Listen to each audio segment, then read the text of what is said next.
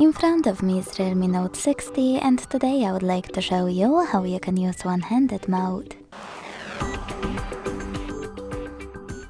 Begin by launching Settings and scrolling down to hit System.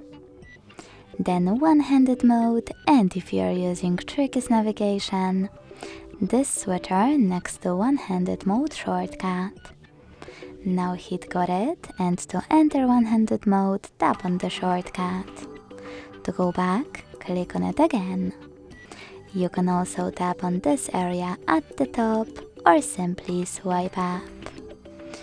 If you want to disable one-handed mode shortcut, use the same no blue switcher.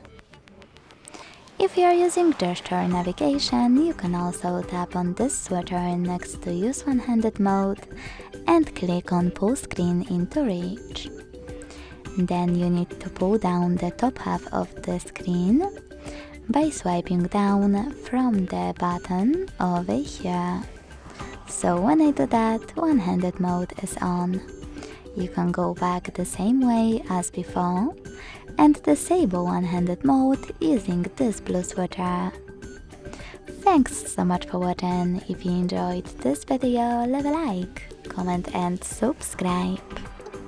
Bye!